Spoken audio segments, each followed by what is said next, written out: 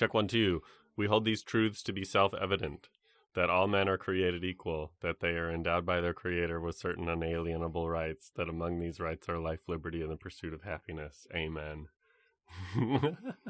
Thank you, Jesus, who wrote the Constitution.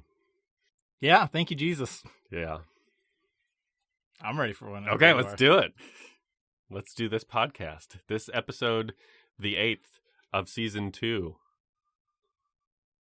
We could call it that. Right. Probably should introduce the podcast. Oh, welcome to Club Flashpoint, season 2, episode 8. I'm your host, Dale Flashpoint. Over there's the other host, Faden Cross. Hello. We're talking about Star Fox this month. It is. It's the month of August. We played Star Fox 64, one of the all-timers. A great motherfucking game. It's pretty solid. I love Star Fox. I can't wait. But we have another thing we got to talk about first, though. It's tradition. It is tradition. Because we never just play one game. No. There's too many games. There is famously too many games. Dale, what have you been playing this month? This month, my partner and I have been sharing the couch and the Nintendo Switch for a fun time in a roguelike dungeon crawler called Children of Morta.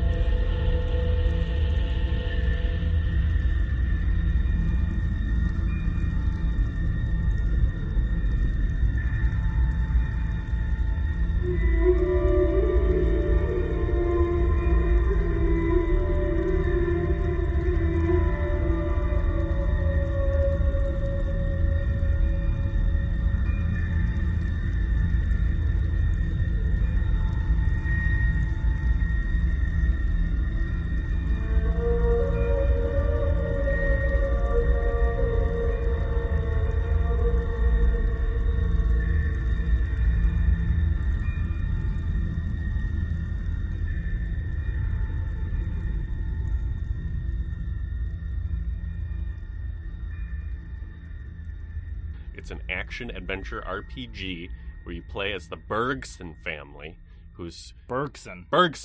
There's Jake, there's Adam, there's Mike, there's John, there's Cynthia. So good Christian names. Good. They're all really Christian names. We are a very Christian podcast, so we do have to talk about good Christian names. So it's not all good Christian names. That's a bad Christian name. Or is it Lila? I don't remember. Lilith and Lila are not the same. Not at all. Okay. Lily? Maybe it's Lily. That makes more sense. Yeah. It'd be really funny if there was an outlier child just named Lilith. And she's the dark magic wielder? No, she's the holy priestess. The holy priestess, you're right. Got to get that delicious irony. Mm-hmm. Well, anyway, the Bergson family has been tasked by the last living god. This might not be fully accurate. The plot comes in small chunks and small doses. It is a roguelike video game. Right. And of course, Dark Souls has happened, and so we have Dark Souls storytelling. Yeah. Environmental things. You encounter something, and it's like, here's a new little bit of the lore. Skeleton holding a book. Exactly.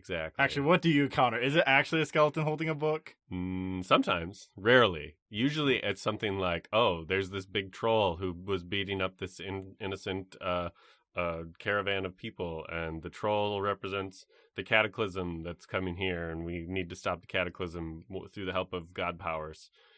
God powers. Yeah, we got to go wake up the gods and get them to stop the churning of the oily evil. So different god powers based on the god you're talking to, or do you only have one set of god powers and it branches out? It seems like there are 3 gods. Okay, classic. Because there are 3 dungeons. All right, so classic. What? Fire, water. Yeah, wind, earth, fire, water, earth, fire, water, wind. Who knows? We're almost to the first god, which is the end of Dungeon 1. Okay. And what we like best about this is it being rogue light. Of course, the distinction of pedantry here as I go off. Dale Flashpoint. What is the difference? Pedantic. Because I actually don't know. We've established it on this podcast once before. I keep forgetting. It It's impossible for me to remember. Rogue Lite, Lite, has passive progression, where each time you do a run, you're going to be able to do something to make yourself permanently stronger for the next time you do a run. So like Rogue Legacy, Hades, Slay the Spire, Rogue like Like, you restart from 0 every time. Risk of Rain.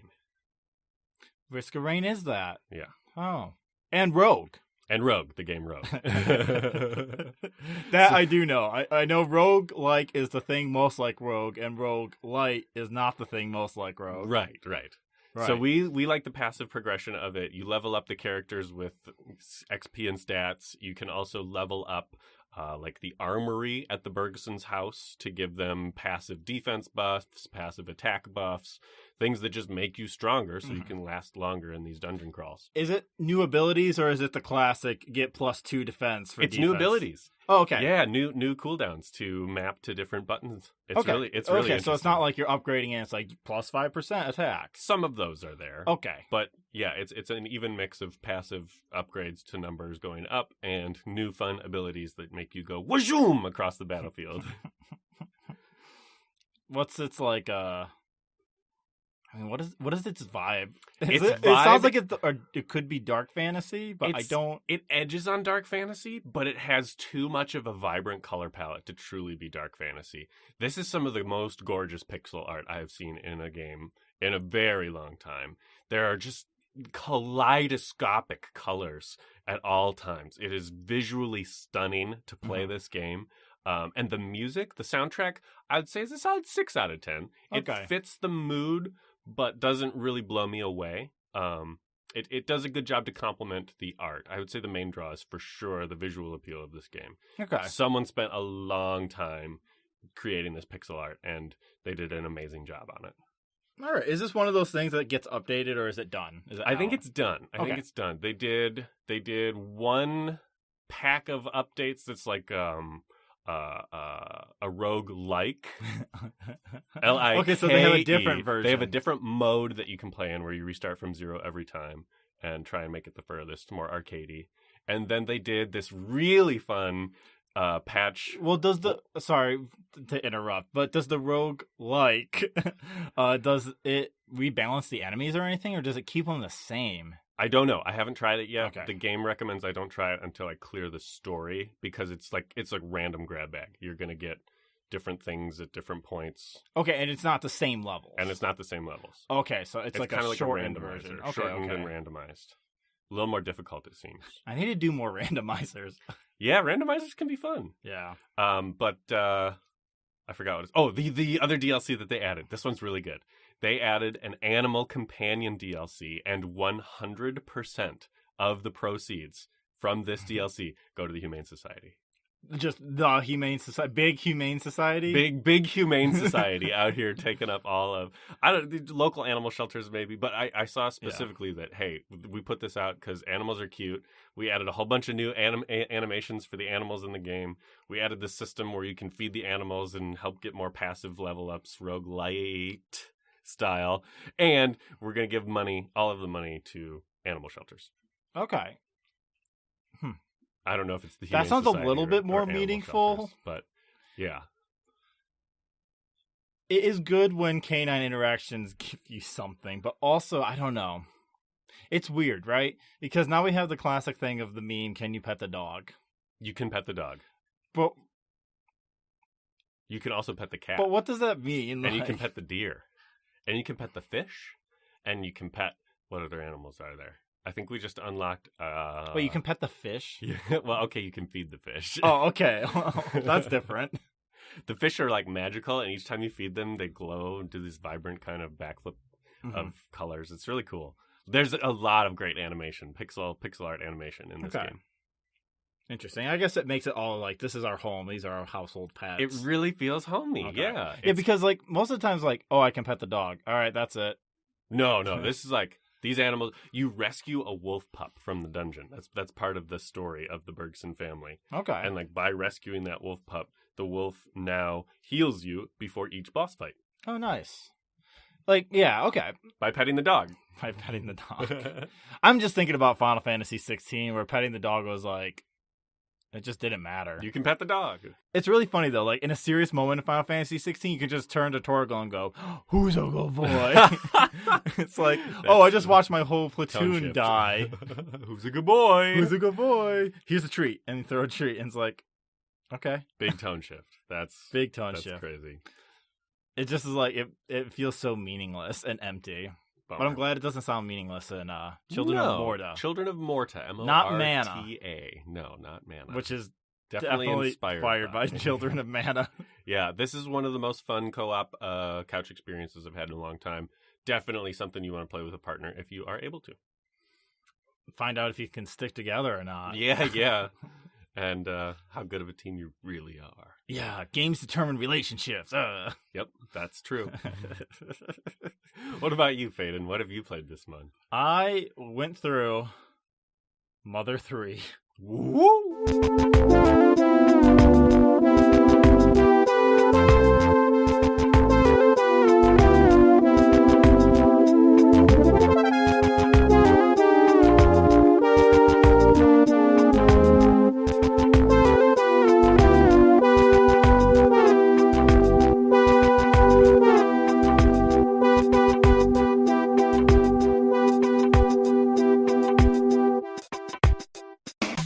Classic Fable game that will never come. It's never going to be released in America. And probably shouldn't be. Hot take. Well, the thing is, it's not that it's a bad game. I actually had a really fun time. Oh, well, that's good. It's just like, Earthbound kind of had this issue. This is the sequel to Earthbound, Mother 3. Yeah. A Mother series, made by Nintendo. Played a fan patch that just did it all in English. There's just like a lot of like weird racist caricatures, and like specifically there's like a race of like drag queen people. They're neither male nor female, but they're like just clearly dudes in drag, it looks like. And they just have a really like, at first I read it as like, oh, it's pronounced this way, and then I was like, wait a second, oh fuck, it's just a really just like pejorative towards ethnic group. And that stuff is just really weird.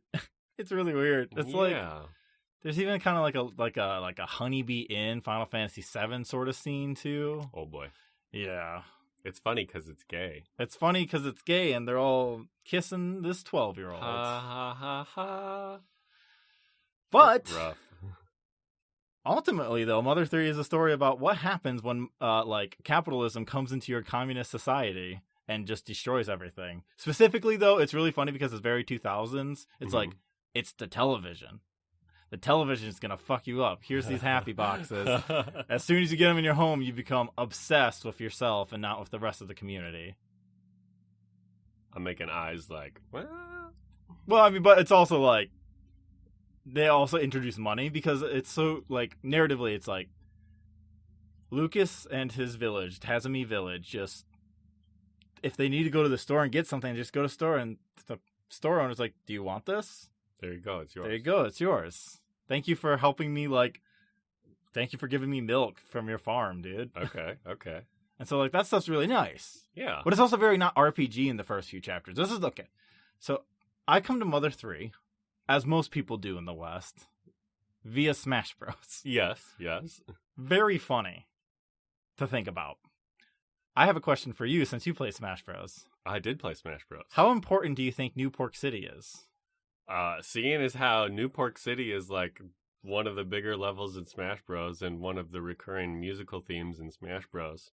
It's got to be pretty important, right? No, it's only in the last chapter. It's also only 2 streets. What? Because it's a fake, like, New York. Oh. In a weird way. And a fake, like, a culmination of, like, all the world's monuments. It's really funny. That's wild. And also it's a facade. It's a facade. Made by a man-child. Well, a child. What's the chimera-looking thing? The red chimera? Yeah. It's just the ultimate red chimera. Oh. You can't fight it. It just kills you. Okay. Yep. Just like in Smash Bros. Yeah, just like in Smash Bros. Right, exactly. This is the thing. I also was like, well, Lucas is the main character because that's who they introduced. That's and like, yeah. For the first 4 chapters, no. You're playing as like Lucas's dad. You're playing as this cool thief dude named Duster, who is my favorite character in the game. He has like a whole arc where he becomes amnesiac and is in a kind of like, it's almost grunge sound. No, it's not jazz. That's the thing. It's not jazz, but it's like, it's not jazz. Well, there's a lot of jazz instruments. It's like the Runway 5 again, but they play, I don't know how to describe what they play. They're just like kind of a more rock band. It's weird. Yeah. But anyways, he has amnesia and he's a bass player. Heck yeah. That goes by bass player in a fusion band. Goes by the name of Lucky. That's awesome. Yeah. The other thing I always think is funny too. This game is just like clearly made for children. That's kind of a big Japanese trope now that I think about it. A badass guy being a musician in a fusion band. Oh, is it? That's a little bit of a trope, yeah. I'm thinking about some of the Sentai I've watched and the like anti-hero Black Ranger character of Chojin Sentai Jetman. His name is Guy, and he drinks and he smokes, and he plays sax in a fusion band. I love every scene we get to see of him playing with his band, which is 2 scenes. Great. Amazing. But it's implied he does it all the time. It's implied he does it all the time, yeah. I love that. That's so good. So, like, this parts where it's like this town's getting corrupted by like the evil excesses of society, of like modern society, is pretty good. But then there's like this like connection between Lucas and his brother Klaus, and it just is okay. Like, it's barely a thing, and then expects you to like, it like hinges its entire emotional like conclusion on the relationship between the two brothers who you only see interact in the first chapter. Oh. Really, like, okay, so it feels empty. Yeah, but I really do like how just you just watch this town dissolve. It's really sad. Falls apart. Yeah, it just falls apart, and eventually nobody's in it. Damn. And in the end, Ghost Town. A lot of stuff happened. It does get. Ghost Town. It does get JRPG-y fantasy in the end. Okay. You're like, find the power sword. So like you go through a lot of the game. Get Ragnarok. More like you go through 6 chapters of the game, and then the 7th chapter is like, all right, now go around the world and pull out the 7 mythical needles. Heck yeah. And you should pull it out because you have the power and you're good. You got the touch. We listened to that song on the way. Very silly. Stan Bush, you got the power, you got the touch. I know the song. I did not know who it was by. Oh. It's from a Transformers movie. Did you know that? It's not from a Transformers movie, is it really? It is indeed from a Transformers movie. Like an old one? One of the old animated ones from the 80s. What? You got the touch! You got the power! Do we have to put Stan Bush in our podcast now? No, everyone knows that song. Sorry. Huge sidetrack. The combat, though, for Mother 3. I like it a lot better than Earthbound, mostly because it's a Game Boy Advance game, and so it can kind of get more detailed than in Super Nintendo. But every character felt especially unique under their playthrough. The 4 main party members is Lucas, Duster, Katamora, and Boney, your dog. Mm-hmm. And like Boney, you just want like him to just be your item hoarder. Boney's fast, so Boney can get a healing item out real quick. Or support item out. Lucas is just like the slow, powerful, like PK attacks. Just PK Starstorm. Well, no. Kukamora, she learns that. Katamora. Her name is just like weirdly default to just like a very not out there name, but just like all the other ones like Lucas, Duster, Katamora, and it's just like really interesting. And then Boney, but she's also like this princess. Okay. Who's like this tomboy princess. She randomly gets hot at one point, pretending to be a waitress. Okay. Very strange. Very odd. She's just like also magic support, but magic also offense. She learns Starstorm. Yeah. Great. Duster is a thief, which means he uses thieves' tools that inflict different status effects on the enemies. Oh, cool. So, like, you're constantly doing, like, offense down, defense down, go to sleep, I'm going to make you cry. With just, like, different weird tools, like a tickle stick or... Yeah, the status effect guy. A hypno pendulum. Okay. And it's useful. You have to use all these tools and use the characters right, or else you just die. And there's also music's very important too in the game, which I really love. There's a rhythm system based on the song. If you hit the button to the rhythm of the song, you'll do more attacks. Sick. You can like chain up 16 attacks by doing that. That's very fun. I like rhythm games. I was bad at it. Oh. I don't know why. I was like, I can't get this. Like, at all. It's making no sense to me. But the game also tells you, hey, don't worry about not perfecting this. So, there could also be it's a fan. Optional thing. Yeah, so that's the thing that's also interesting. The writing, for a good chunk of it, feels a bit more stilted than, like, Earthbound, and I wonder if that's just because it's, like, Mother 3 is in hiragana. You can, like, do direct translations pretty simple. Mm-hmm. Because it's a game for children. Which I think is important, because a lot of people talk about this game as though it's a masterpiece for adults. Art. High art. Well, not even that, just like that, it's like the most fucked up game really? of Nintendo. Yeah. That's the general like conception of like the way people like will talk about it. I made the unfortunate mistake of visiting a forum. Oh no. For Mother 3, like an old-fashioned forum. Oh wow. And my god. People are still mad at Reggie Fils-Aimé for some reason. They blame him for it not porting over. I guess. Reggie. I love CEOs. Boy howdy. I like personalities. And Reggie had some. I'm just gonna... I love CEOs. But it's not that. It's a very light, fun thing. I love Mr. Saturn's. There's a Mr. Saturn village. They all talk like weirdos, and it's great. And their text is hard to read because they're little alien guys. Yeah. There's Rope Snake. You know Ness's like grab move where he throws out a snake. Mm-hmm. So Rope Snake is entire character arc is trying to become less useless. Okay. And failing to become less useless and is still useless, and then buries his head in the sand. Poor Rope Snake. But he's also kind of a crybaby. Oh, okay. It's just really funny. At one moment, he's like, all right, you're expecting me to hold on to this, but I'm letting you know I cannot do that right now. Oh, Rope Snake.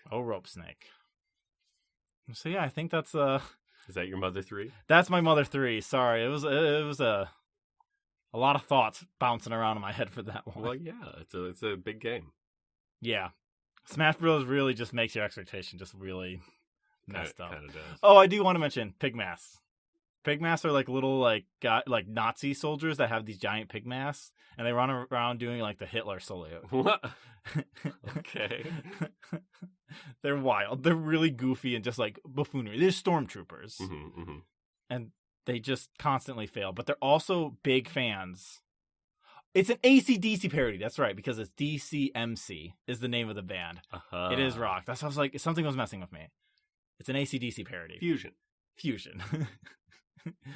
And all the pig masks love the music, though. Yeah. And so, like, an item you can have as paraphernalia, and you just show it, and it'll just, like, stun them for a few turns. Because they're so bewildered. Because they're like, fuck yeah, I'm a fan. Yeah, give me that brochure.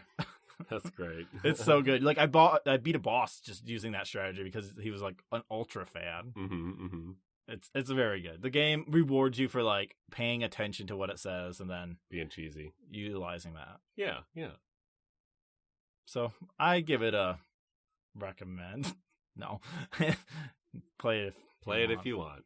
As always. Yeah. That's literally as always. Unless you're in a game club. Then you play it if you have to. Then you play it. If it's on the schedule, you play it. Yep. We played Star Fox 64. Star Fox 64!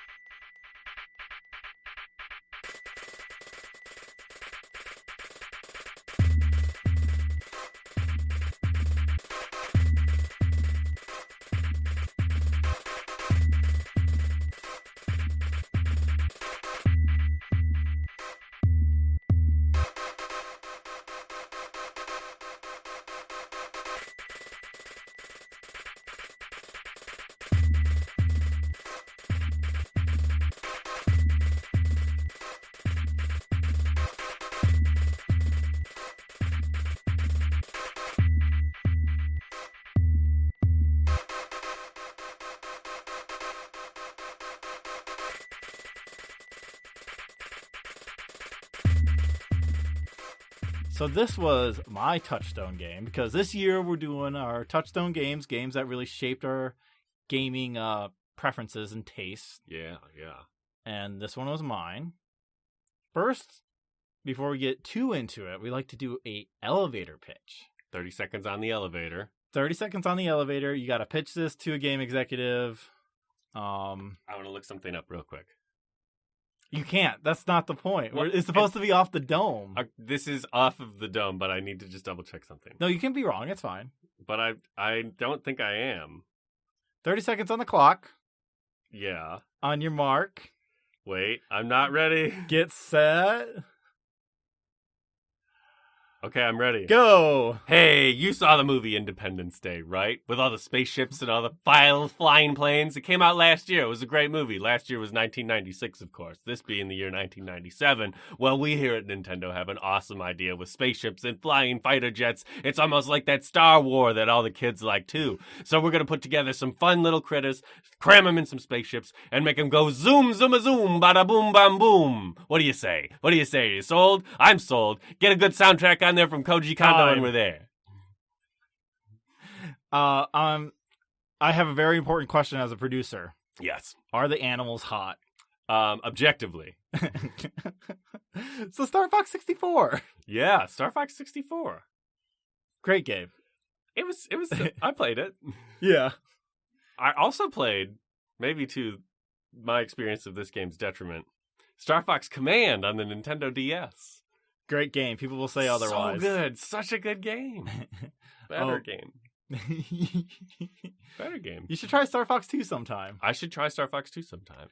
It's on the online, isn't it? Mm-hmm. Yeah. Mm-hmm. So, I played this when I was real young. Yeah, tell me about it.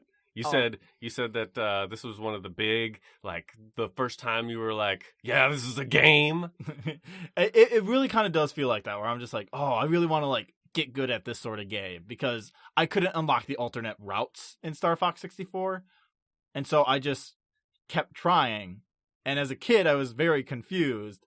What am I doing wrong? Please tell me, God. Yeah. I don't have internet. And I was very Christian, so please tell me, God. Praying for the answers. Praying for the answers. And it was one of the first games I remember pretending to be sick to stay home and to play. Very nice, very nice. But also, I always wanted to play it because my friend would get Nintendo Power. Mm-hmm. And so Nintendo Power would send these VHS tapes that were like dumb promotional skit videos. Oh, heck yeah. Do you know what I'm talking about? I think I do. And there's one for Star Fox 64 where it's like, these Sony goons kidnap this Nintendo person. No, it's like Sony and like Sega, because the Dreamcast and stuff. Mm-hmm. They kidnap a Nintendo person. There's like a bit where they're like having Mario strapped to a chair with like a car battery attached to him because they're trying to get answers out of Mario. Amazing. Or use Mario as a hostage. My God, it was really dumb. It was just all a promotional video to be like, look how fucking cool the Rumble Pack is, motherfuckers. Your frames are about to be blown away when you get hit, and it goes, buzz, buzz, buzz. Do you feel it? And it's like shaking your entire hand because you're a child, and the thing rumbled. Yeah. I had a veritable Rumble Pack that went like 1, 2, 3, 4, and 4 was just like shaking my arm.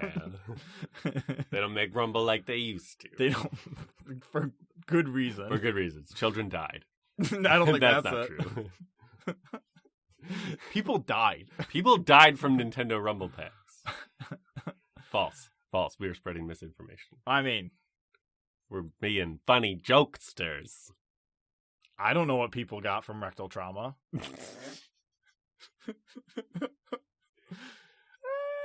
And so, yeah, this is why I chose this game, because of rectal trauma? Yeah. And it's very arcadey. It's very shooty. Like, it's just like, I love a good spaceship game. This is a primo spaceship game, that's for sure. And here's another thing I'm just realizing. I also used to never play games where I'd be a person. It was too scary for me. Really? Yes. I could only do games where I'm like in a vehicle. Or it's like super abstracted. Even Mario kind of spooked me a little. No kidding. Yep. I'm thinking of an I think you should leave bit. I don't know how to work it. It wasn't even that. I was just too like scary. terrified. just terrified of like, what's gonna happen? Oh no, I'm gonna die. Oh my god, I'm so scared. And yeah, so I just only played games where I was like in ships and stuff. Okay. Or like cars. Ship go boom, car go boom. Ship go boom. So Star Fox was one of them. Yeah. And yeah. When ship go boom, it's okay, but when person go boom, it's scary. It's very scary. Oh my god, there's this like, I think what also freaked me out is I was given this like alien bug game for the N64 or something. Okay. Was it Body Harvest? I don't know. Oh man, Body And it was Harvest. just really intense. Or watching my dad play Turok, I think. Okay, Turok's scary. Turok, As a child, Turok's intense. I mean, it just, that fog is so dense and they're going to come out of it. Yeah. They're going to get you. Those Gonna get dinosaurs. you. From the really, really intense fog. Wall of just gray. Oh, yeah, Turok was spooky. I did not like that. Rah. I've had nightmares about velociraptors as a kid that just stick with me. Getting off topic. Star Fox. Star Fox. How'd you like it overall? I'm gonna give this one a 6 out of 10 for me personally. I don't want this to come off appearing that I didn't have fun playing this game. Mm-hmm. It was just difficult for me because this game, I think, is the definition of sensory overload a little bit. Oh, yeah? This game was very overwhelming to me at some points. When your screen is full of enemies and they're all going pew pew pew pew pew, and then Rob goes brrrr, brrrr, brrrr, and then Slippy goes, "You can do it, Fox," and then Falco goes, "You fucking piece of shit, Fox."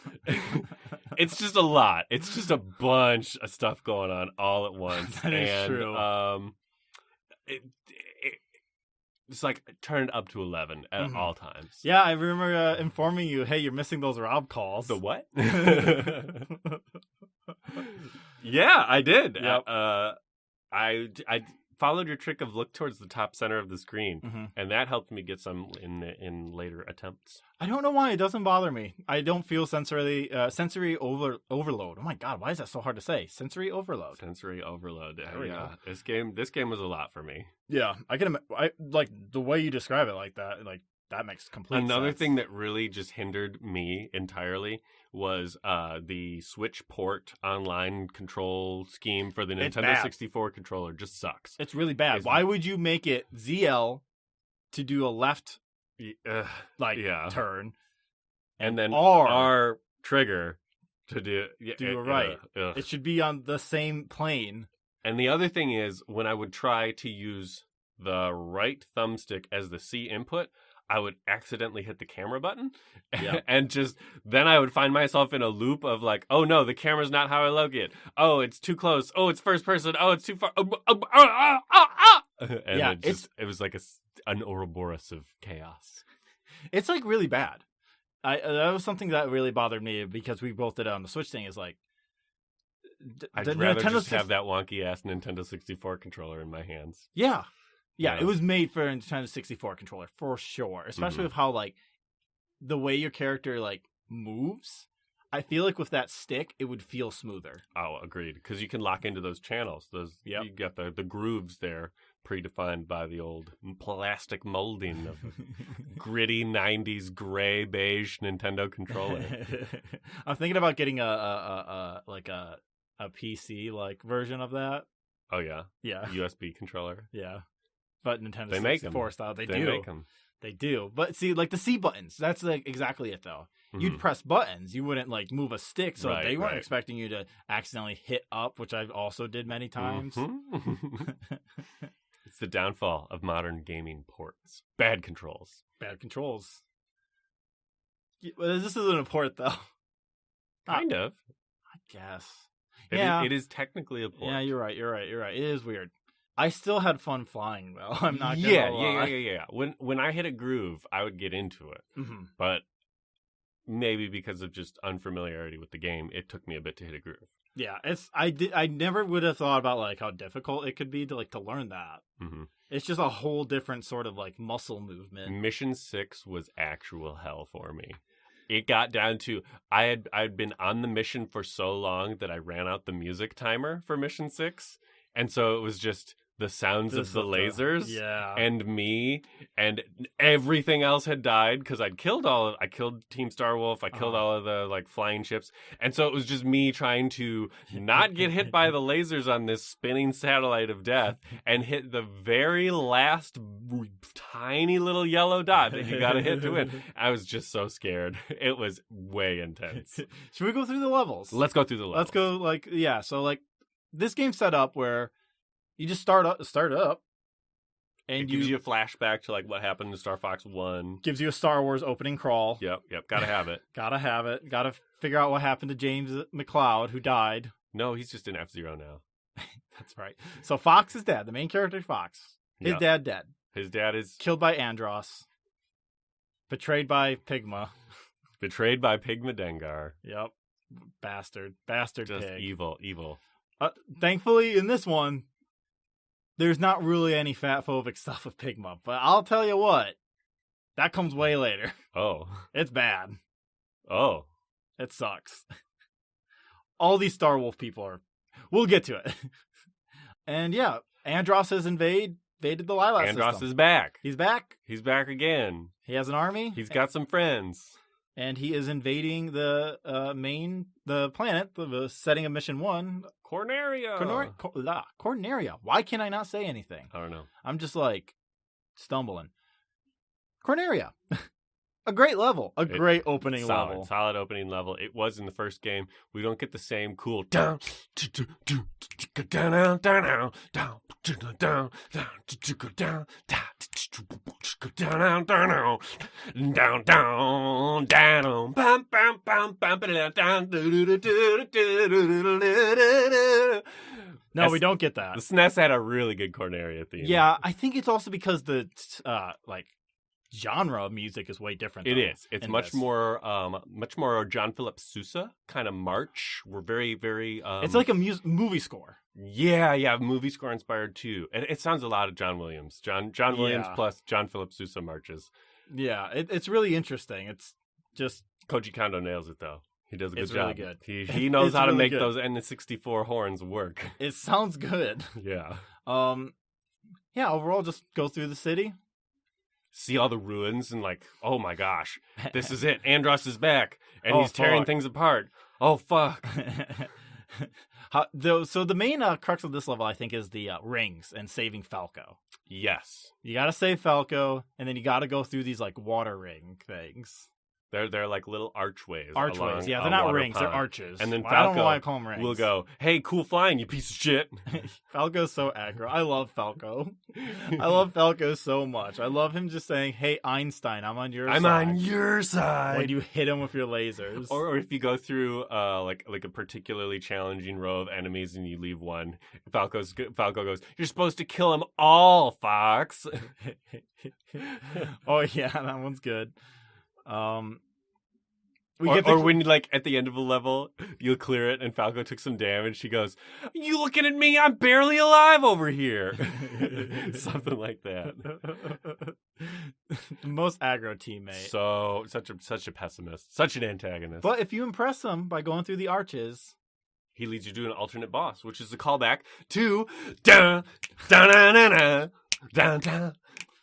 Corneria, first boss of Star Fox 1. I loved it. That was such a cool little Easter egg. It's nice because, and that's part of it. I always remember as a kid just going, never knowing what to do. Mm-hmm. So always getting the the first boss, the easy route boss, where it's a little mech. Shoot the thing on his back, and you can basically blow him up in 5 shots. 5 shots. He's a chump. Yeah, I remember that being way harder. But I would always see the thing pass, the other ship pass away as a kid. I'm like, how do I get there? Yeah, I gotta get What is that? That big lander. Oh. And so the first level, pretty good. I like this one generally. It's a nice ease in, and it looks really nice. The water reflection for the Arwing, great. Mm-hmm. And when you get close enough to where the what do you call it? The back blast of the water, you can start to see the whoosh, the little rooster tail. Blew my mind. Good stuff. Good stuff. So mission 2, Metro. Not Metro. I want to say Metro. Medio. The asteroid field. Yeah. Or Sector Y. Which one do you want to talk about? Let's talk about Asteroid Field first, since Yeah. it's the more common one. Most people will see that one. Did you hit the warps? No, I did not hit the warps. The warps is fun. It gives you like a psychedelic like hyperspace warp. Oh, really? Yeah. That's kind of cool. Yeah, I didn't spend much time in Asteroid Field, mostly because I like doing the Falco route. Yeah. Asteroid Field is kind of tricky. There's some tough asteroid things where you gotta like shoot them to open them and then shoot them in the core. Or break and then boost. Yeah. It's a good movement. Oh, did you not do that? No. Oh. So when Peppy, who our helpful Peppy, your dad. Okay, so I realized what Peppy is. So Peppy is also your dad. Fox is raised by your two dads, Peppy, James and Peppy. And James, yeah.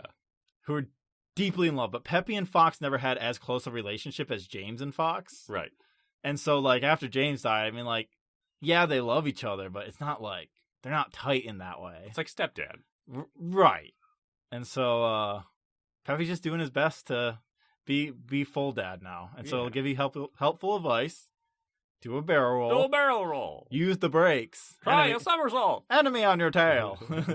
Yep. Yeah, he just chimes in with basic, here's the information. He's just a wise veteran. Yeah, it's helpful. Mhm. If you can catch his call-outs when during the sensory overload cacophony. Yeah, it can be rough.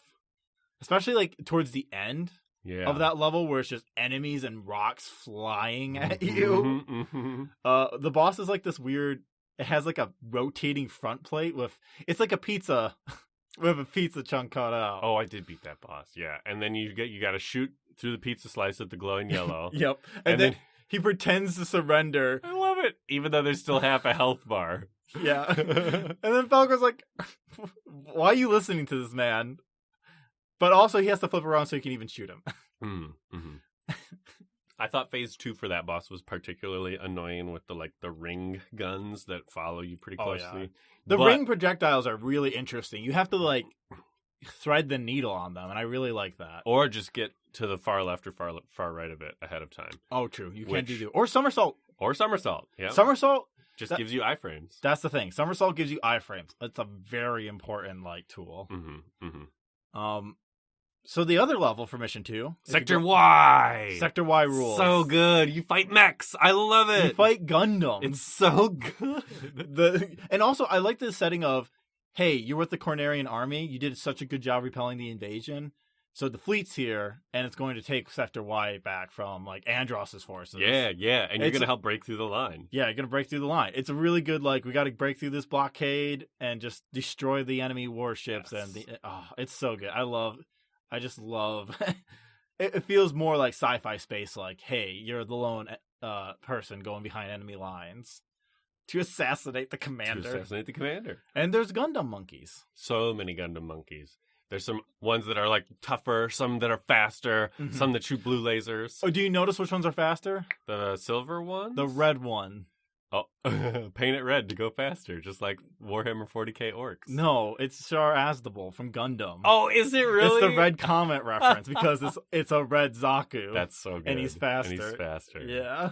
Watch out, Fox! That one's faster. And it is. It's the red copper colored one. Yeah. I love it. It's so good. Yeah, and the boss. Well, first it has like a fake out boss because you get to the boss zone, and there's these two bigger Gundams. Yeah.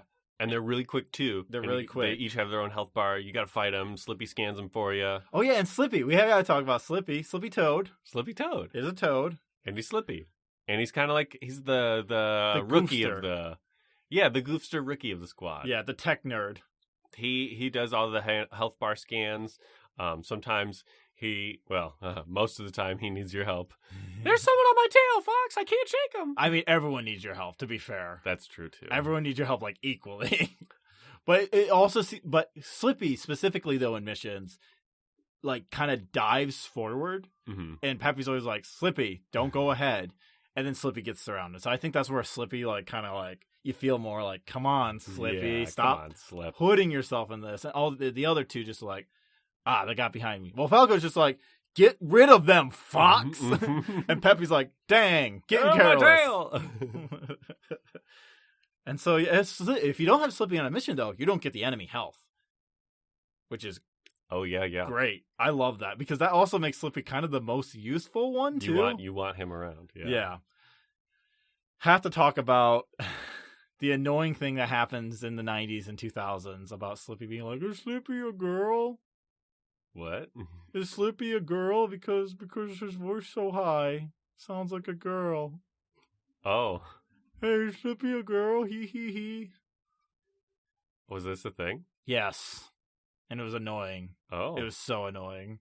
Like, I'm reading guides, which, first of all, I need to shout out this wonderful metal guide I took so I can unlock all the, like, every single level. You have to hit a certain, like, amount of kills, and then you get a medal to say, hey, good job. You really play this game a lot, huh? Then if you get all medals in the game, you get expert mode, which you can then medal again. Expert mode, the only difference really is more enemies, and your wings like break almost 100% of the time if they get hit. Oh shit. Yep. But yeah, you fight the 2 fast Gundams. And then It rolls. cocky little freak. Cocky little freak. You meet the Gundam-ass Gundam villain.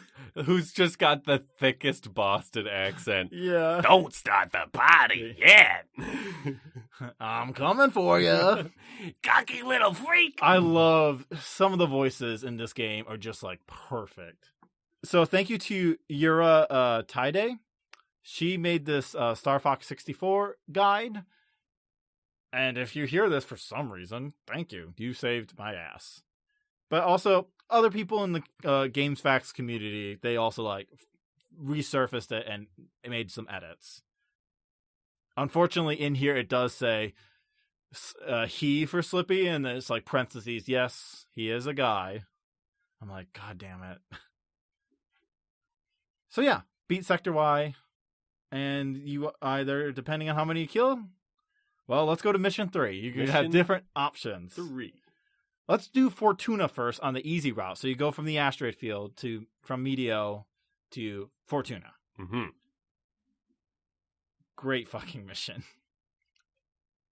I don't remember Fortuna. I think I did it, but I don't remember. The snow one, where there's like, the enemies have like planted a bomb inside this base, and you start having a timer countdown, and then Starwolf appears. It's the first Starwolf mission. Oh, I don't think I beat that one. I don't think I ever beat that one. Oh, so did you? Okay. I remember trying that one, not remembering the somersaults, and I couldn't figure out how to get myself in a targeting position to actually fight Starwolf. Yeah. This was very early on. U-turns also help. U-turns, somersaults. No, I must have done medium route and then gone to the mission after Fortuna. Right. Did you do Sector X? Yeah. X. So you changed the route. Okay. That's another thing I like. If like you're on the medium or hard route and you're like, I just want to do an easier mission, you can just change the route. Yeah. Instead of going to Solar. Fortuna. Yeah. This is the one that I remember booting it up and thinking, oh, cool. I hope this is like Hoth. Not really. And no. But it is a really fun, like, kill all the enemies in the field. Like, there's like 2 modes to Star Fox where you're on the rails and like you're just moving forward at all times. And the other mode is all range mode, where they give you a square map. Where they give you a square map and you just fly around and do whatever the objective is.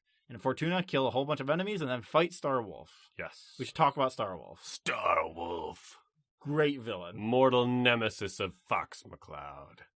Fucking Wolf O'Donnell. Wolf O'Donnell is just an evil dude. Evil Scottish kind of guy. Yeah.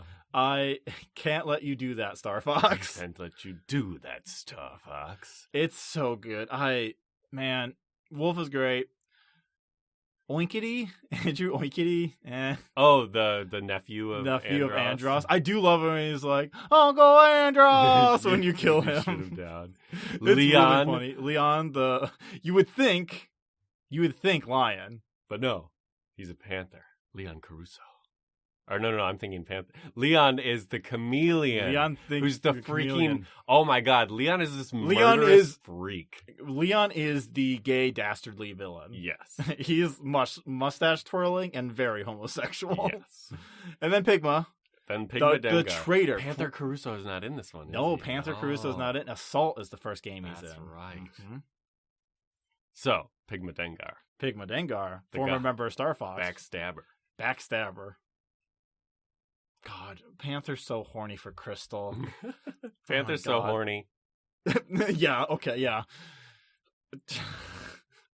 Anyway, I love their ships though. The Wolfen, They look good. They look real angry. it's just like Arwing, but with 4 wings. With 4 wings, and diagonally. they're facing the other way, so it looks like Mhm. if they hit you, it's gonna tear off your Yeah, armor. Or, yeah, they're like Yeah, pointed. they're pointy and scary. It's like a TIE fighter, And they're red. I love it. It's so man. I always wanted to be able to play in a Wolfen, Same. and guess what? Command lets you do that, Hell yeah. and it rules. That's a good game. That's a good game. We should do that next year. Star Fox Command. Play it 3 times. Play it Tell 3 us about times. your 3 routes. Oh, I just do all routes. Anyways, but this is not Star Fox Command. No, it's not. Oh my gosh, you're so sad. remember the girl boss route in Star Fox Command? Mhm. Hell yeah. Mhm. Oh, there's a lot of bad stuff about Crystal in that game. Yeah. Did you ever get she saves the day with Starwolf, but the world is like, oh, she's an idiot who betrayed Star Fox. What a whore, basically. I don't remember And then that she one. leaves and becomes her own like pirate mercenary. Oh, yes. Yeah. I do remember that one. I don't remember I was young. I don't remember the Oh, you don't subtext remember of- the subtext of like what a slut, basically? No. Katina. Katina is so good. Probably one of my favorite levels, if not my favorite levels. We're still on 3, right? Yep, we're still on mission Okay. 3. This is where we've got 3 options. Yeah, this is where we have 3 options. Okay. We'll talk about Aquas Katina's next. middle route. Yep. And Katina has some of the greatest music in this game. It was almost my pick for It's so future good. music. It's just some of the most triumphant. And then Fox is like, Bill! Yeah, we get a dog named Bill, Yeah, who's just he's he's what? awesome. Is he like Maverick or Goose? I'm trying to. He would probably be the goose to Fox's Maverick. Yeah, that sounds right to me. It really is that relationship. How many of his guys did you take down? I don't want to talk about it. Fox, those they're are on our our guys. It's so funny. And There's then no Slippy, consequence. It's hard to tell them apart. It's not, Slippy. You know the secret? The secret is the enemies do not have exhaust. Yep. Oh, and they're not green at all, That's and they're shaped differently. they're shaped differently. They don't glow green like everything else But on the screen. There's no penalty if you shoot them. Really? Really? You just war crime everything. Yeah. I mean, Fox gets arrested at the end of the route if you kill them all. Really? No, that'd be Oh, amazing. come on. Just like You can't do that to me. General Pepper's like, "Thank you, Star Fox." But slaps not you. slaps handcuffs on his wrists. You're Wow. going to jail, and all the soldiers in the fucking Star Wars ending room Amazing. turn. That is the Star Wars ending. We'll get there. We'll get there. Katina is really fun, and that's the reason I Independence brought up Day. Independence Day in the pitch. Yeah, there's a giant mothership that is going to blow up the monument. I looked it up. Independence Day came out first. Yeah, no, it's 100% an Independence Day ripoff because Yeah. it's even shot the same. The exact same way. It's great though. Taking out that mothership is great. If you don't, does it nuke Katina? Yeah, Just that Independence base. Day style, Yeah, laser to the base. yeah. Figured as much. It does the exact same thing. Aquas. Aquas, the hard route. Another great piece of music. Good music, not a great level. It's kind of mid. It's just I don't like this underwater level. You're in a submarine now. I love the concept of why does the Great Fox have a Star Fox or a submarine, but Blue Mariner. the Blue Mariner. Why is that there? How many water planets are you visiting that you have There's this? supposed to be more. Not only this, but also unlimited torpedoes. Oh, Infinite torpedoes. that would make sense. They that there was wanted supposed to be originally more. add another one, Okay. but they didn't. Water levels are always hit or miss. It was almost a miss for me.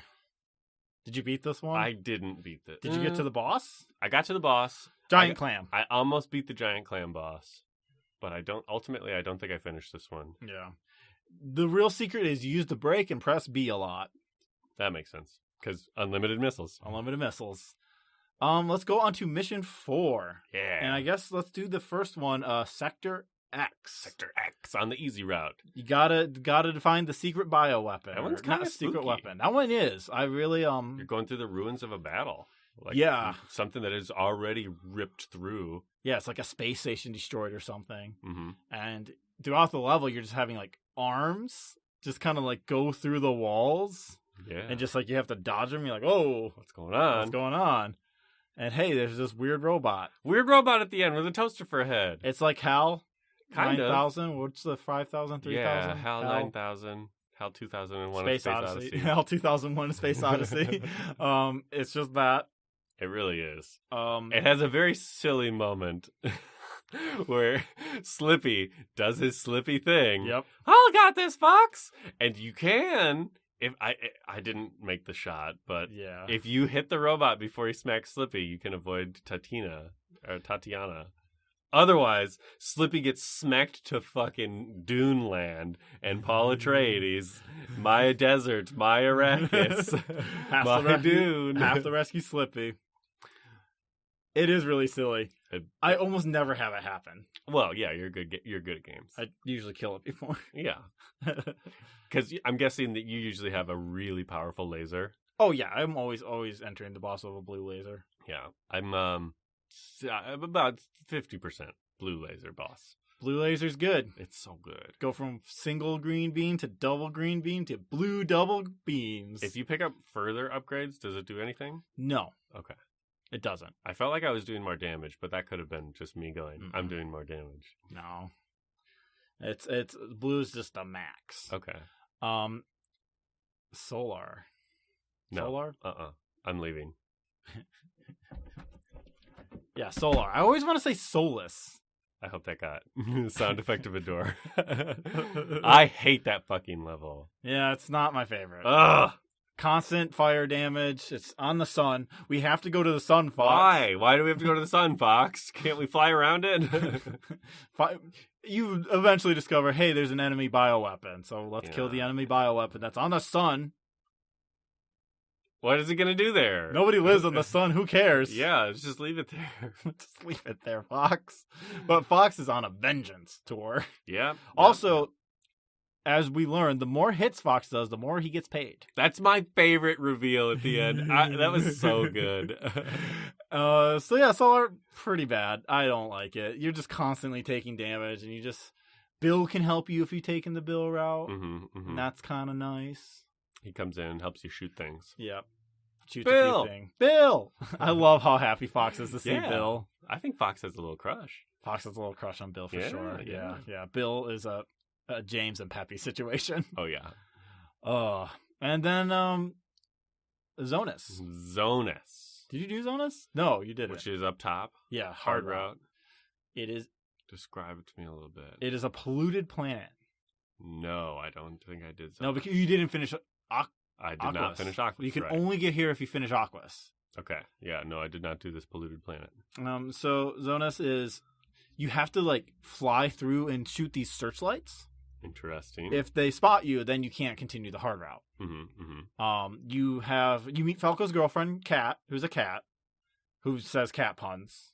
Love it. Who sucks. If you're trying to get the medal, you need to not let her help you. What? Because the searchlights are worth a lot of points.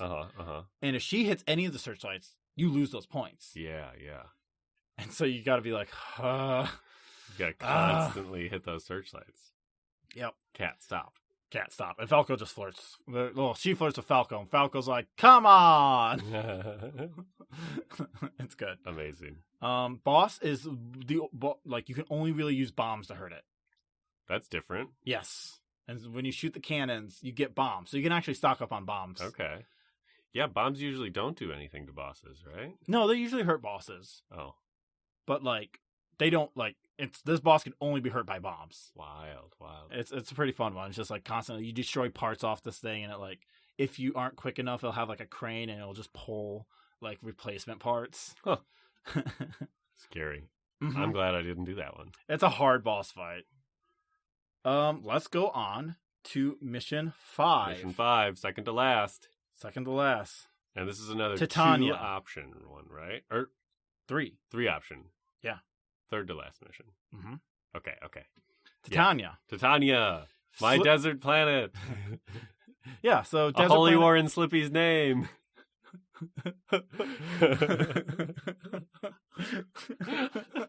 Oh, for real. You gotta find Slippy. And Slippy's lost on this fucking weird desert planet. It's a strange one, but it gets the Landmaster theme, which is awesome. Landmaster's good. I like the Landmaster a lot. What are your opinions It's on the fun. Landmaster? The Landmaster is fun.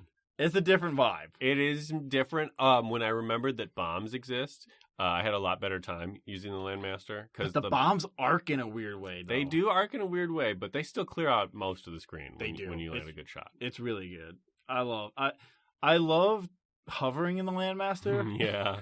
Just flying up a little and then smacking down. Slam, yeah. The weight feels really good of that thing. Mm-hmm. Yeah, I don't have much to say. You gotta like rescue Slippy from this boss. From a desert crab thing. It's like, but it's also a skeleton. Too. Yeah. It's not like a crab. It's like a walking and a blue laser. Yeah, it's really weird. And 6 limbs. That's the enemy bioweapon? That's the enemy bioweapon? On the medium route, Macbeth. Yes, Macbeth. The train battle. The train battle on the Landmaster. Another Landmaster level. Very fun. That train was interesting. Very difficult to hit the switches, but once you do, it's an easier boss fight, which is so good. Easier, you mean it skips the boss fight? Yeah, skips the boss fight entirely. Yeah, I really, this one, I just have always loved. This is the train mission. The Landmaster mission for me. Mm-hmm. First, I love assaulting a train. Yeah, what's not? It's really cool. It's great to blow up the individual pieces too. If you like get real good and just start like taking massive shots on the thing and watching it blow up, and like if you don't blow up those big like bomb throwers that it has, they will fuck you up. Yeah, they make for a difficult day. Oh man. I love the general. Just like this southern weird train like engineer dude. Mm-hmm. Come on, come a little closer. You're lucky to see this. Here comes the little hyenas now. He's great. Very strange. Has a very good like, oh fuck, I'm gonna die, like scream if you drive him into the base. Oh, great mission. I love it. Great music too. Probably my favorite music is the Landmaster theme. Yep. Trains rule. Now, for the other third mission on the hard route. Sector Z. You did not do this. I don't think I did. You can only do it if you get through Zonus. And so, yeah, I would not have the done searchlight. This one. Yeah, that's the only way to do it. It is pretty simple. The Great Fox is in Sector Z. Mm-hmm. You've seen Sector Z if you played Smash Bros, the original. Oh, yeah. It's the Corneria map, basically. But, like, it has the big, giant, like, orange Z. There are missiles coming for the Great Fox. Oh, no. And you have to shoot the missiles. Oh. That's the mission. Okay. It's pretty easy. But also really hard if you're trying to metal it. It's actually the hardest one to metal because you have to kill all the enemies. Yeah. You have to kill the debris that's really scattered out in the area. Oh. You have to also make sure you kill the missiles and none of your allies do. Or Cat. Because Cat shows up and is like, I'm here to save the day. I'm like, I fucking hate you. And so I shoot her sometimes to distract her to make her fly away. Really? Yes. And multiple tries. Also, for medals too, it's not only you have to get a certain amount of hits, I'm realizing, you also have to have every ally still alive. Stay alive. Wolf. Yeah. But let's move on to Mission 6. Mission 6. Hard mission. Either way you go. I don't know how to pronounce this one. Bullies? Is that the... That's Bullseye? The satellite Bullseye. one. Yeah, the satellite one. Yeah. Bullseye's hard. You were indicating this before we started. Yeah. This is the mission that stressed me out the most. Mm-hmm. I was really glad that Andros was such an easy final boss fight after the hard ass. Because you start out assaulting a satellite. It starts launching ships at you. You got to take out these like Tesla coiled pylons that are powering a shield. But also, importantly, the map is turning. Yes. It is moving. It's moving. constantly rotating underneath you because it's a satellite in orbit. I thought that was a nice touch. It's kind of disorienting. Yes, at first. I got into the groove of things eventually. Mm-hmm. Yeah, I didn't like when Starwolf showed up. I love it when Starwolf shows up in their better Wolfen 2s. Yeah. And they have like weird mechanical parts to them too. Yeah. It's really cool, and it's just like Andros is giving us these new ships. Uncle Andros. My entire crew died. Managed to kill everything somehow. And so you had nobody on Venom with you. I had nobody on. That's Venom. a lonely experience. Yeah. It was tough. I like how Fox at the beginning of Venom was still like, "All right, we've got to do this." Who are you talking to, bud? Yeah, it's kind of wild. Yeah, so go around. Then I like the part where you have to destroy the core of the space station, and like you fire at these like squares, and then they just start shooting lasers at you. It's so stressful. It's very stressful. Now, Area 6 is the hard route one.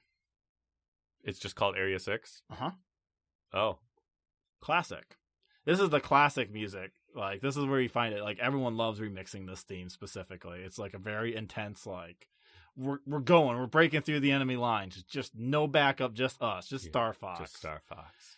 And it's hard. It's so hard. I did try this one because I got the switches on Macbeth and was able to go back to hard route. It's hard. I almost got to the checkpoint. The boss on it is really hard. It's like this like weird weapon that you have to. It will open up. Mm-hmm. It has 3 tentacles. It also has 3 like balls that are rotating that you have to shoot. Oh. And once you shoot those, then you have to shoot the middle.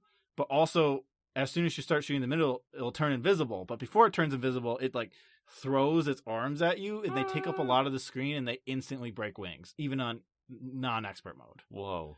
I hate it. Yeah. What's the debuff for having your wings broken? 1 laser. Oh. And you fly funny. Yeah. You'll like tilt to the side that has the good, or that doesn't have the wing. I like it. Mm-hmm. I guess I didn't realize that. If you have no wings, you just start sinking. Mm-hmm. Mm-hmm. It is funny seeing the R-wing with no wings. It's like just like a typical like. It looks like a jet fighter a little bit, but like a more spread out wing or pointed wings. Mm-hmm, mm-hmm. Then Venom. So Venom A. It's like a big assault on Venom. You're constantly blowing through the forces of Andros. Yeah, I had a fairly easy time with that. It's not a bad one. By then, I was used to looking out for the Rob calls because I can't hear the Rob calls amidst the cacophony of sounds. But I could see the little of the C-stick icon. Mm-hmm. So that helped. I got blue lasers for that one. I like the weirdness of it, though, after you clear through the enemies. Level, yeah. Like, where all of a sudden there's, like, pillars that are floating around and spinning for some reason. To make it hard. And then you fight this, like... Then you're running through this temple against your this, temple like, run. golem robot? Yeah, there's, like, a golem robot that you have to shoot the, like... Shoot the armor off of. And then shoot its stupid face. Yep. Well, it's also, like... Oh, yeah, while the hallway of the castle is attacking you with, like... On the left is going to be a wall, and then now it's on the center. Now, like launching pillars everywhere. It's like very much like you have to test how good you are at dodging on the fly. It's the original Temple Run. You know that mobile game? That's what I kind of made that joke. Yeah, Temple Run. Oh, yeah. It kind of is. It kind of is, but not really. You're not going left or right. This is Dale Flashpoint stealing Faden Cross's jokes. That's okay. I barely said it. It was not noticeable. Oh, it's all right. I feel really bad about it, but it's all right. It's okay. You can feel bad. I will feel bad. Yeah. Thank you. That's okay. Yeah. So that's an interesting. You have a different version of going to Andros than I did. Oh. Because yours is like kind of a straight line, but you have to dodge the purple lasers. Mm-hmm. Venom B on the hard route, you go to like the area where Andros is like. The hole to go to Andros is at, and then Starwolf appears. Oh, and they're really hard. Oh shit, they're really hard. But it's a team battle against Starwolf instantly in Venom B, and then you go down the hole, and you have to like choose routes. Like it's like multiple tunnels. Like do you want to go left or right? And each route will give you. It's mapped out. They all have different power ups in them too. I did like that, the last minute power ups. Yeah. Well, if you do the routes wrong, you could get no power-ups. Oh. On the hard mode. Aha. So Andros. Yeah, shoot his eyes. Shoot his eyes, shoot his hands with the glowy buttons. Then He's just a floating monkey head with gloves. Yeah. Andros. Monkey guy. Big monkey guy. Not friendly. Not really here to have any friend times. So He'll give you a high five and it hurts. Or suck you in his mouth. And munch. And the crunching noises were kind of satisfying. It's just like crunch, spit. So you fought the fake Andros. I fought the fake Andros. Mm-hmm. Did you fight the real Andros? I fought Brain Andros, yep. Oh. Yeah. So that explains why when Star Fox flies off into the sunset at the end of mine, Andros's face appears. Mm-hmm. Does that not happen? Correct. In the hard route, it does not, because you get the true ending. True ending, quote. Yeah, so when you defeat Andros, turns into a little robot monkey. Mm-hmm. Kind of easy to kill if you still have blue lasers. Yeah. But kind of creepy too. It was very creepy. It's like doing like the comic teeth chattering, like wind up mechanical thing a little bit. Yeah. For the hard route, beat Andros turns into a brain. Oh. A flying brain and like eyes that like shoot out and shoot lasers, and it has like electro like between the eyes. Weird. And like the brain, so like if they pass by you and you're on the same plane, you're gonna get hurt. You're gonna get zapped. Yeah. And you're in all range mode. Of course. Because you gotta finish it out that way. And you gotta shoot him in the back though. Yeah. There's a green membrane-y part to shoot. Just shoot that. Just shoot that. Blows up, but goes, if I'm going down, I'm taking you with me. And like self-destructs. And it looks like Fox dies. He does the whole like, death thing. Yeah. However, you hear James McCloud, never give up, my son. And he guides you out of Andros's lair. Because as we know, James McCloud is now an expert F-Zero pilot. Mm-hmm. Also is always a ghost. He's constantly being a ghost. He loves being a ghost. Who doesn't? That's like classic James McCloud as Ghost. Yeah. And then you get out. And then you get the Star Wars ass ceremony ending. Just the Star Fox team walking down the red carpet with all the soldiers on the side. And exactly like episode 4. I do love, though, where it's like, General Pepper is like, I would be so honored to have you. No thanks, General. Yep. Our work here's done. We're mercenaries. We ain't gonna join the army. Here's our fucking invoice. Yeah, here's our invoice. I do love Falco just tapping his wings and feet because he's so impatient. He's like, I don't want to be here. We got to get back to the killing. I want to be in my ship. Fucking hate it here, man. It was so good. It's so good. No thanks, General. No thanks, General. And then you get the Rob call. Ding, ding, ding, ding. Yep. Time for more work. And you get to watch them run along the sunset, which is really good. That is good. Who doesn't love it Into the Sunset? Who doesn't love Into the Sunset? Depending on what companions you like have recruited, quote unquote, like Kat or Bill, they'll show up in the end. Okay. Did you see Bill? I saw Bill. Yeah. It's kind of neat. It was cool. Bill. And yeah, Star Fox. There it is. The 64th one. Yeah, exactly. Star Fox 64. There are 63 other Star Fox games. That's just true. Some fun facts. Yeah, lay them on me. Called Lilac Wars in Europe. Interesting. Why? Some people say it's because there's like a star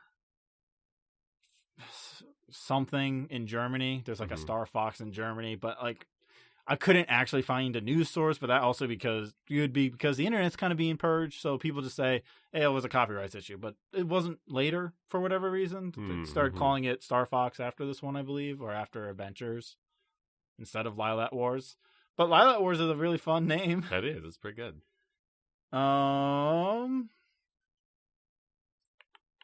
Star Fox 2 was scrapped. But then... And was incorporated a lot of stuff into this game. Oh, yeah.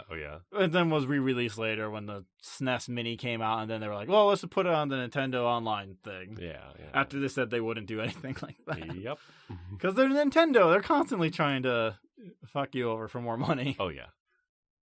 Where's the Mega Man is actually Lan Hikari's dead brother drop?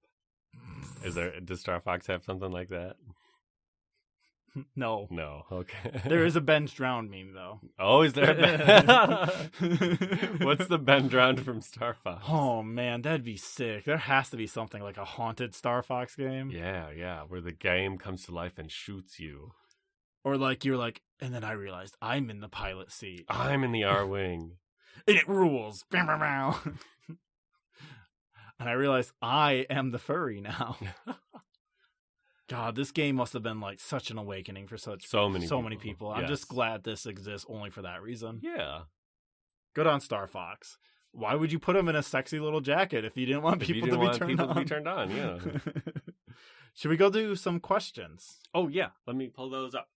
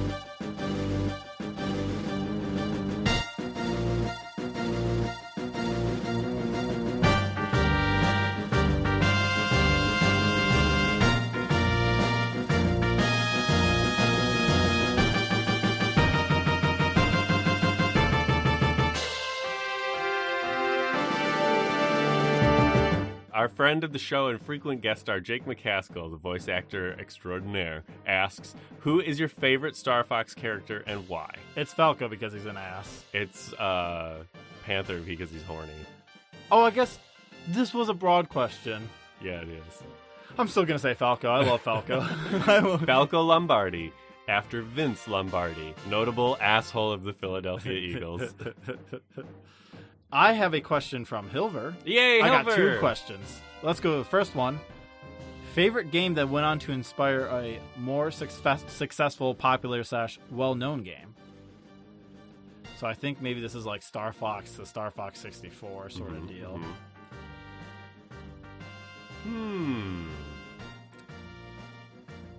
Legend of Zelda to Legend of Zelda Ocarina of Time. That's or, real. This also actually this might just be a not even lineage though, right? So like maybe Ocarina of Time to Dark Souls. Castlevania. Well, it's not more successful. I was gonna say Castlevania to Hollow Knight, but also Symphony in the Night is one of the most successful, popular, and well known. Something small. This is a toughie. F-Zero to Wipeout. F-Zero was one of the first Zero-G racers. And then the Wipeout series became slightly more successful. I don't think F-Zero was super popular. No. I mean, like, popular enough, but not like... Yeah. Not like to where Sony still makes games for their version of that franchise. And Nintendo doesn't. Wild. There's like... I feel like... Man. Virtua Fighter to Soul Calibur. Oh. I feel like the more genres I broaden out, I'm just like, oh no. Does this question overwhelm you? This question overwhelms me. It's a good question, Hilver. It is a great question because I'm just trying to think of, just trying to think. Final Fantasy to Final Fantasy. Wait, Final Fantasy to Kingdom Hearts. Yeah, Kingdom Hearts, more popular than Final Fantasy. I'm like, there's like a shooter in my head. I mean, Quake to Doom, right? Quake to Doom, Is Doom a Quake? No, do I have that backwards? Wolfenstein 2. Wolfenstein, that's what I mean. Because like Wolfenstein was popular, but Doom was like, it exploded Doom everywhere. Absolutely. That's where I was like reaching for something like, there's a shooter that's like this. And I was just thinking about this. Wolfenstein to Doom. That's a good one. That might be the ultimate. Next question from Hilver. Do you have memories of gaming before 3D consoles? Do you remember when you first saw 3D graphics? This is... Do you remember? Holy shit. I do. I really, like, the very first game I vividly remember is, like, the Toy Story game for, like, the Super Nintendo. Oh, yeah? For some reason. I want to say mine's Mario Land on the Game Boy. Ooh. That was one of the first games I really played a lot of. Yeah. I remember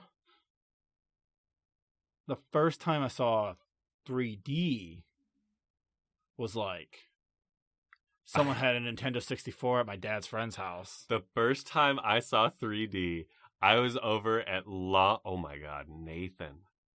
Very ancient friend of mine, Nathan. He lived in a village across the lake from the area.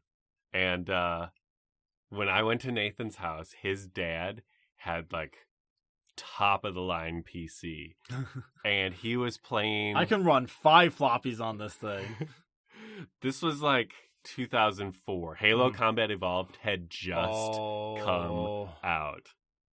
Halo Combat Evolved was the first 3D game I've ever seen. That's not like 2000s? That's like early 2000s because... Yeah, no, I was in like the 3rd or 4th grade. Okay, because I thought Halo Combat Evolved was like 2001. Maybe it was Halo 2. Because Halo 2 was like 2004-ish? Halo 2 lines up a little better. Yeah. Still, though, that... Really? Halo 2? It might have been Halo 2. Right, because you didn't have a Nintendo really I didn't have anything. Yeah, until I was a teenager. That's wild to think about.